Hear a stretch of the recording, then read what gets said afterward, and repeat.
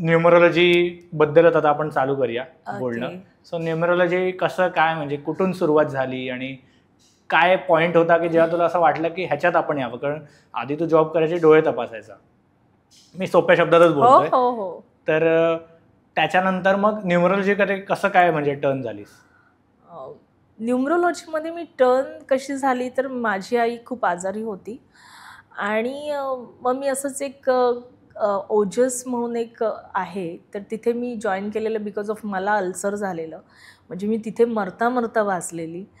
तो तिथे मी त्यांचं डायट आणि हे फॉलो केलं. तिथे माझा ग्रुप बनला आणि तिथे एक डॉक्टर लेडी होत्या आणि त्यांच्याकडून मी फाउंड अँड लॉस हे एक शिकली. कारण की माझ्याकडे टाईम होता, आई आजारी होती, जॉब सोडून घरी बसलेली, थोडंसं डिप्रेशन होतं कारण की माझा बॉस मला चिटिंग करतो आणि मी त्याला ते जेवढे त्याने इन्क्रीमेंट केलेले पैसे रिटर्न केले.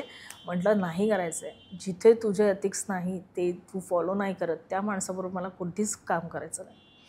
मी दिल्यानंतर त्याच्यानंतर मी हा जॉब सोडला, तो कंप्लीट सोडला. त्याच्यानंतर मी कुठेच जॉब शोधला नाही.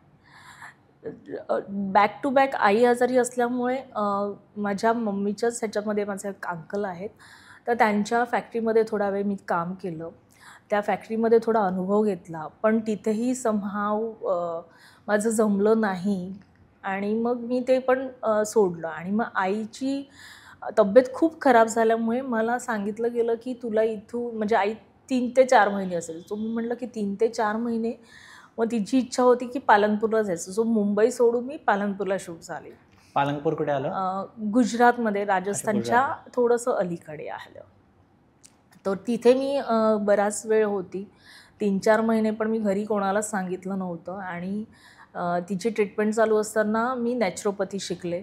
म्हणजे थोडंफार असं त्यांच्याशी टच होऊन. मग त्यांनी सांगितलं की मी वैदिक न्यूमरोलॉजी शिकवणार. म्हटलं ठीक आहे, शिकून घेऊया.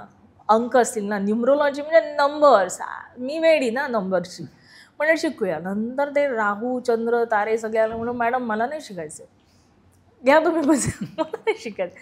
आणि त्यांनी माझ्यामधला तो गुण बघितलेला. तर म्हणाले नाही नाही, मी तुला शिकवणार, तू शिक, नंतर करायचं की नाही काय ते तुझं तू बघ, पण पैसे रिटर्न नाही आणि तुला शिकायचंच आहे. सो मी ते शिकून घेतलं. पण इच्छा नव्हती म्हणून मी एवढं त्याला काय एवढं हे नाही केलं. मग नंतर थोडंसं आईच्या ह्याच्यामध्ये असल्यामुळे कंप्लीट न्यूमरोलॉजीवर नॅचरोपॅथीमध्ये फक्त मी तिचं हे करून दिलं.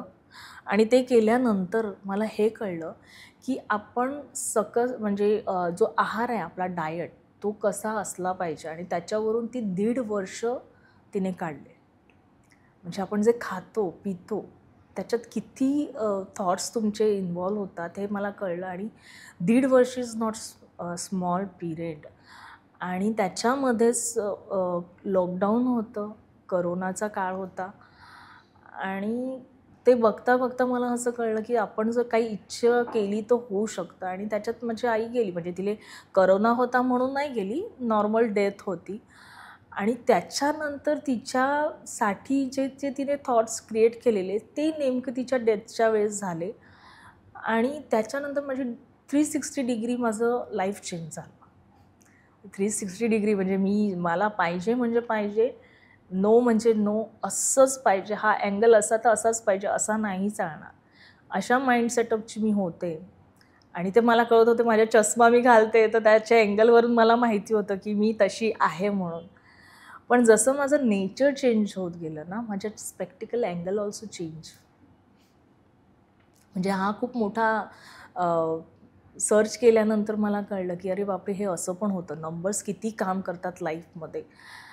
आणि मग ते केल्यानंतर जेव्हा मी परत पालनपूर टू मुंबई आले आणि तेव्हा मग मी ते सगळं घेऊन लॉकडाऊनमध्ये काय, मग अनिकेत सांग तुझं बड्डे, सो सांग तुझा बड्डे, सगळ्या फ्रेंड्सला फोन करून, घरातल्यांना सगळ्यांना फोन करून सगळं सांगितल्यानंतर म्हणतात 80-90% तू बरोबर बोलते, पण सोल्युशन दे. मी म्हटलं मला आवड नव्हती, मी सोल्युशन नाही घेतलं, मी नाही शिकली. देन म्हटलं नाही आता शिकायचं. नोकरी करायची नव्हती. मग दुसरे पण माझे व्यवसाय होते कारण की माइंड माझं बिझनेससारखं होतं. सो मी डिवाइन गर्भसंस्कार पनवेलमध्ये डॉक्टर शुभदा नील क्लिनिक म्हणून आहे, त्यांच्याबरोबर मी थोडे दिवस काम केलं. म्हणजे अजूनही थोडं टचमध्ये असतं, पण आता माझा व्याप वाढल्यामुळे तिथे थोडं कमी लक्ष देते. तर तिथे एक त्यांचा गोल होता की नॉर्मल डिलेवरी, आणखीन कसं डाएट ठेवायचं त्याच्यावरती आपलं बोलणं व्हायचं आमचं.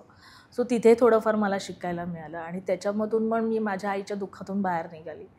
नंतर कँगन वॉटर म्हणून एक होतं जे कॅन्सरसाठी आणि बाकी सगळ्यासाठी चांगलं आहे. तर तेही त्याचं पण मी नॉलेज घेतलं, तेही मी देते. मग मला नोकरी करायची नव्हती म्हणून मी हे सगळे व्यवसाय करत होती. हातपाय इथे तिथे मारत होती. आईला सोरायसिस असल्यामुळे मी वेस्टिजचं प्रोडक्ट्स यूज केलं आणि त्याच्यानंतर तिचं क्युअर झालं. सो मी त्यातली पण डिस्ट्रीब्युटर आहे. आणि टपरवेअर म्हणून मला एक टपरवेअर ह्या प्रोडक्टवरती प्रेम होतं.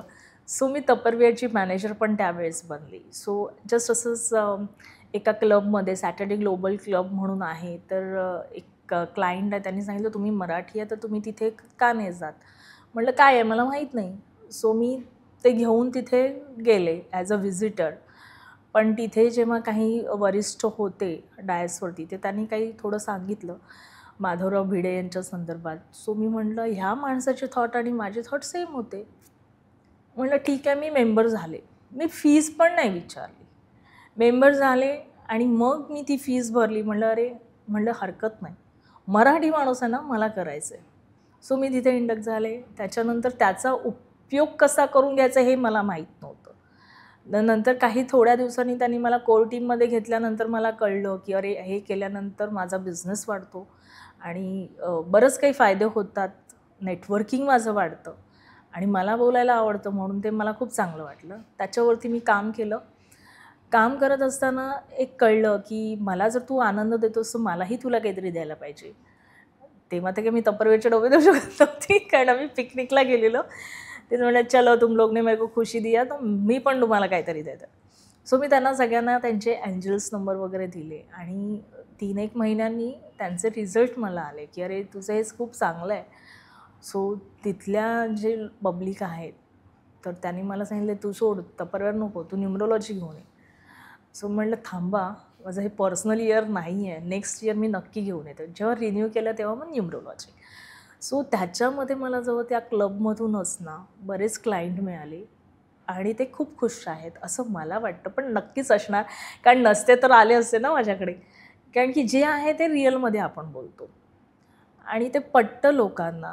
मग खूप सारी डिमांड पण होती, पण ते सगळ्यांचे डिमांड्स आपण नाही पूर्ण करू शकत, कारण मी वन मॅन शो आहे. मी कुठला स्टाफ वगैरे ठेवलेला नाही असं म्हणून.